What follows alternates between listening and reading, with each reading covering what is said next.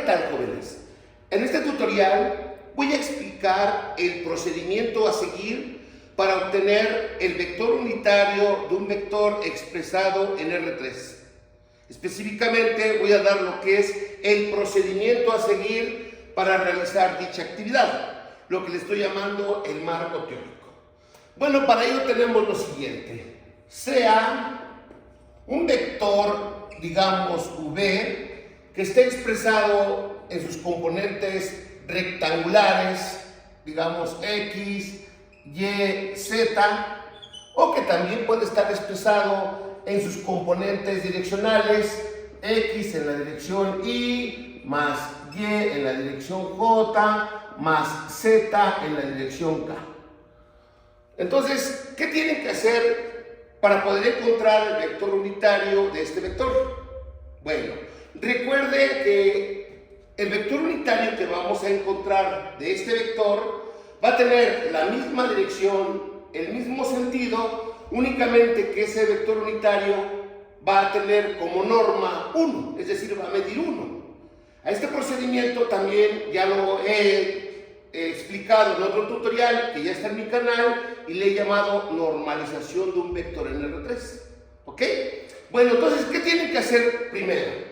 Bueno, lo primero que deben de hacer, se encuentra su norma o su longitud de este vector. Entonces, luego se obtiene su norma, es decir, la norma de este vector V.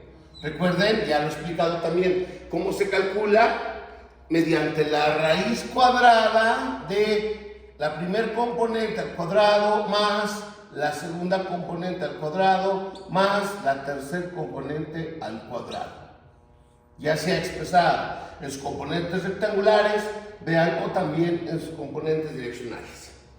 Una vez que ya tengan precisamente la norma o longitud de ese vector, ya van a poder precisamente ustedes construir el vector unitario de ese vector. Lo vamos a denotar con U, vamos a ponerle aquí que es un vector, y este va a estar compuesto por un producto de un escalar.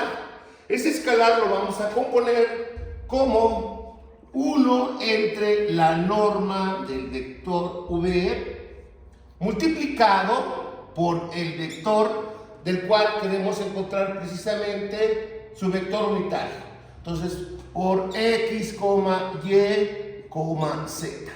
O si está expresado en sus componentes direccionales, pues también vamos a tener un producto de un escalar por un vector. Bueno, ya he explicado también el procedimiento a seguir para multiplicar precisamente un escalar por un vector. Entonces vamos a decir que esto es igual a otro vector, ¿verdad? Decimos 1 por X sería X entre la norma del vector V. ¿Ok? En la componente X. Luego en la componente Y de ese vector unitario va a ser Y entre la norma del vector V. Y en la componente Z, porque es de R3, va a ser Z entre la norma del vector V. ¿Ok? Entonces, precisamente, esas van a ser las componentes del vector unitario. ¿Ok? Bueno, entonces, algunos autores simplemente lo escriben de forma simplificada, pero es totalmente lo mismo que acabamos de explicar. Les dicen que U como vector se va a encontrar como el vector V entre la norma del vector V. Es totalmente lo mismo, únicamente que aquí lo estoy explicando, ¿verdad? Que el vector V está expresado en sus componentes, ya sea direccionales o rectangulares, pero es de R3. Entonces, precisamente, recuerden que esto no es una división de vectores, porque eso no existe, sino este es un vector y este es un escalar, lo que acabo de explicar aquí. Estos, si los separan, lo podemos ver como 1 entre la norma de V multiplicado por el vector V. Es totalmente lo mismo como lo que ustedes lo van a poder encontrar en los libros o como lo estoy explicando aquí. ¿Ok? Bueno, para que entendamos un poco mejor este concepto, ahora lo voy a explicar gráficamente.